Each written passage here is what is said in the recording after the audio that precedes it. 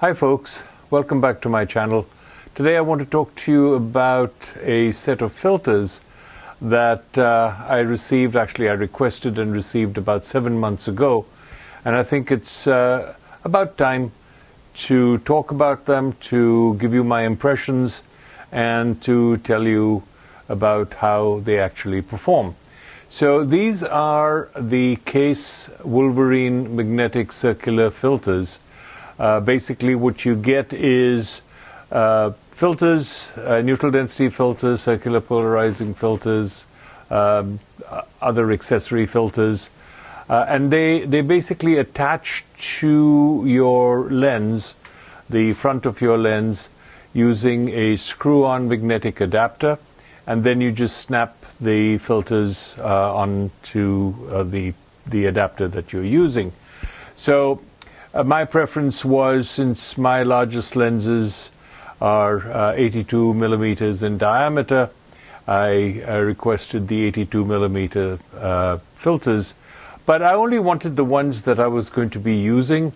So it was a 10-stop ND, a 6-stop ND, a 3-stop ND, and then a circular polarizer. But also for my night and astrophotography, I wanted to try out their night filter or light pollution filter. So I got all of those, and let me just show them to you. So from the top left, moving to the right, is the circular polarizer, and then is the night filter, and they call that the neutral night filter. And then just as an example of what one of the magnetic ring adapters looks like, this particular one is a 67 to 82, and they come in all sizes. And then on the next row is the ND8, the ND64, and the ND1000. So 3, 6, and 10 stop. So what I wanted to tell you very quickly is that these are manufactured with very high quality B270 optical glass. They're very durable. They are impervious in the most part to scratches, and on their website you can probably go there and see they've done a bunch of drop tests to show how well these perform as far as drops are concerned. They do have a nanotech coating, basically to repel water, dust, etc., and an anti-reflective and anti-glare capability, which to me has been really very good. I mean, I've found it extremely easy to take these out in the harshest of conditions, and with a wipe of a lens cleaner be able to get them cleaned off and not have to worry about anything. And moreover, them being scratch resistant is also a big help. So with that said, what I wanted to really show you is three things. One is, how do these perform as far as imparting any color cast to the images that you capture. The second thing that I wanted to show you was the neutral density capabilities and how they perform in that respect. And then finally, if there's any issues as far as vignetting is concerned. So in order to do that, what I wanted to really do is to set up a camera and get the camera pointed to a color checker chart that is specifically designed for white balance, and to use a Ninja 5, which has waveform monitors that we can use to demonstrate how well these filters are performing, as to if there's any variation as far as color is concerned. So we will be looking at an RGB parade, which is a red, green, blue waveform, and identify whether those are in any way being adversely impacted by the use of these filters. The other thing that I didn't mention is that when you order these filters, they come with a very nice accordion style carrying case, and it's really small, compact. It comes with a spring hook type thing that you can attach to your camera bag, to your tripod, whatever. So an extremely convenient little carrying case.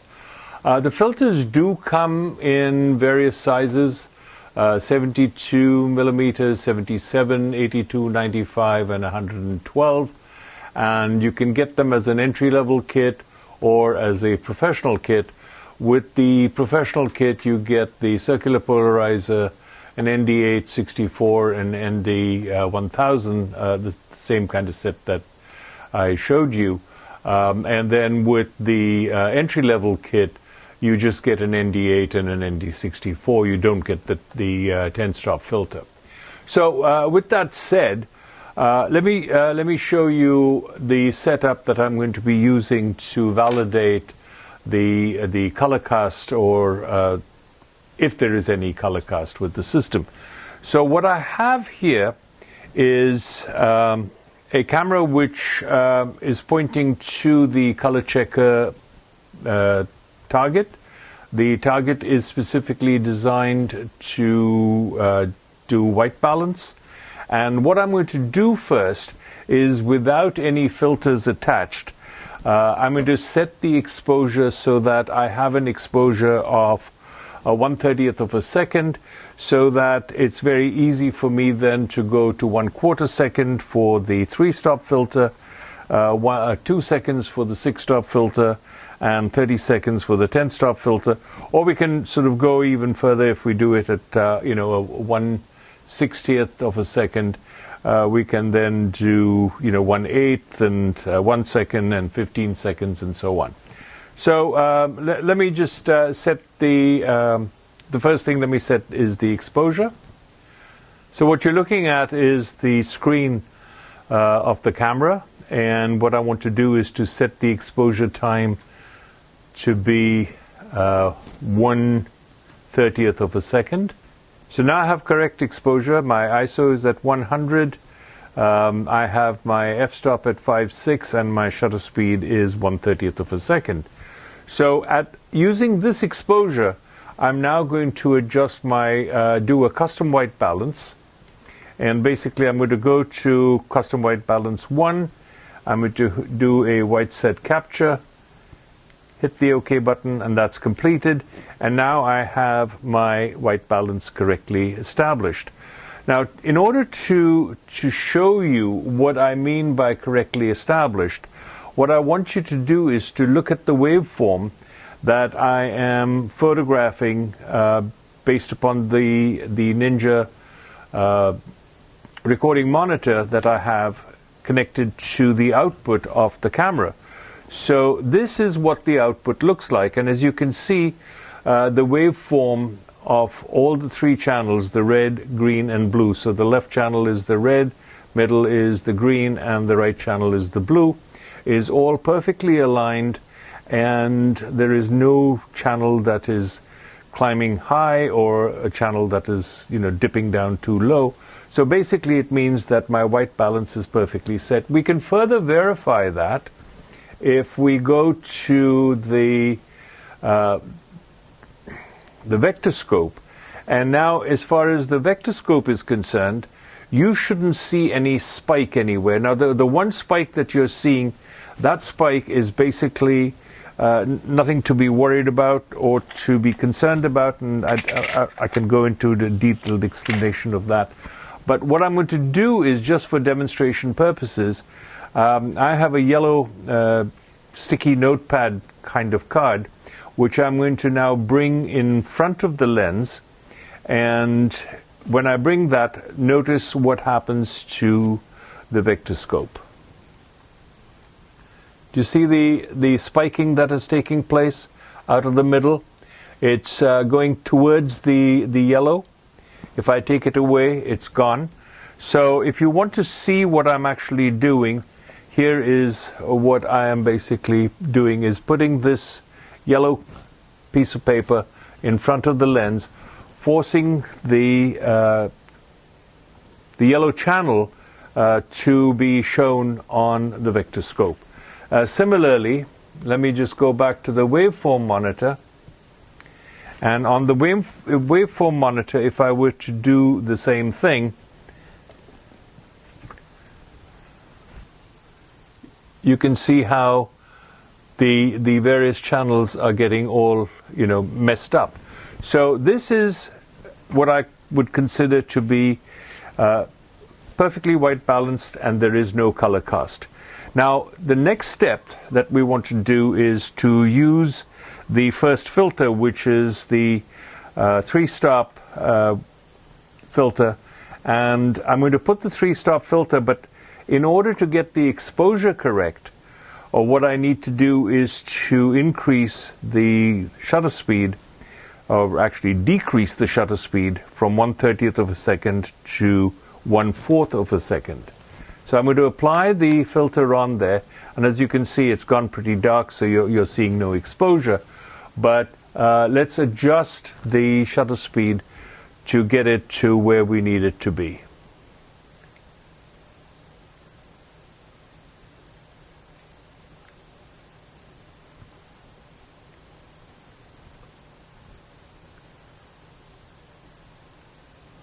So that's 1/4 second. And let's go back to the waveform monitor. And as you can see, there is a slight drop, a very, very slight drop in the red channel. But in the most part, and a slight, I would say barely, but a slight drop also in the green channel. But in the most part, as you can see, it's pretty much even. And if I was to go and show you the vector scope, you can see that I have the bright spot only in the middle. There is no spiking taking place because of any color variations. So with that said, we can now do the next step, which is remove the 3-stop ND filter and put in the 6-stop ND filter, and let's see what the performance is there. So let me just remove it, put the 6-stop on again. As you can see, the exposure, let me go back to the waveform monitor. The exposure has dropped down, and what we need to do is to increase the exposure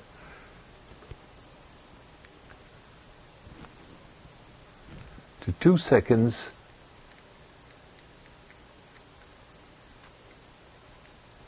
Now the exposure is at 2 seconds, and let me just show you the waveform monitor. So the waveform monitor is back to normal, and in this particular case with the 6-stop filter, you can see that there is absolutely no deviation.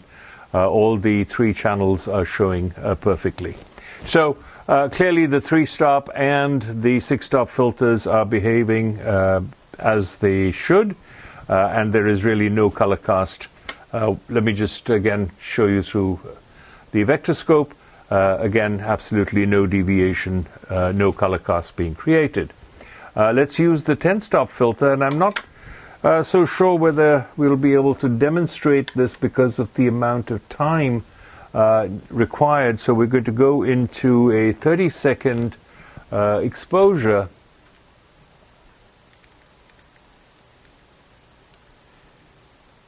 And the ability for the scopes to register 30 seconds and to be able to show you may not be that feasible.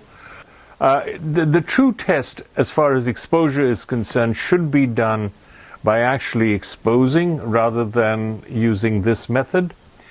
So we can do that experiment. This is only really to show you the fact that the filters do not have any color cast whatsoever.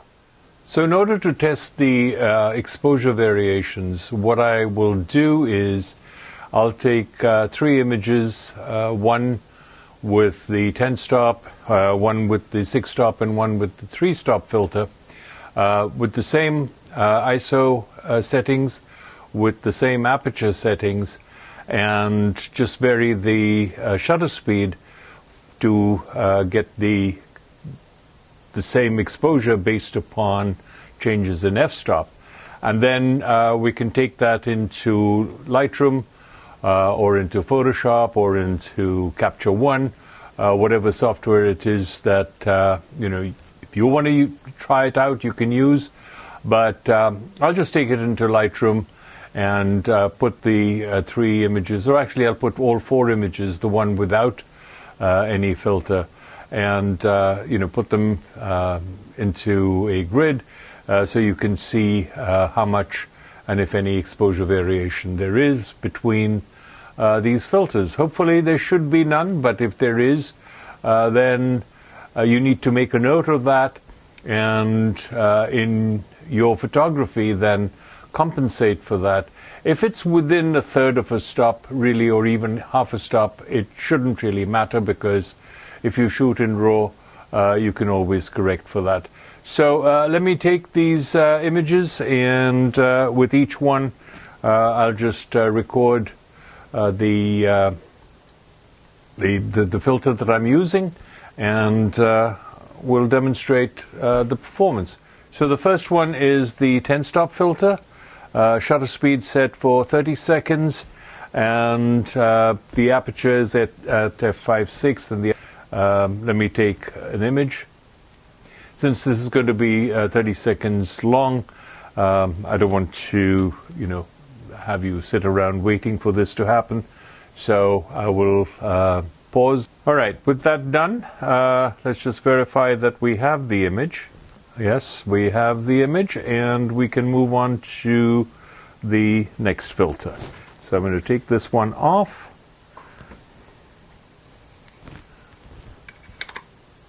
Put the next filter on. Set the shutter speed to 2 seconds.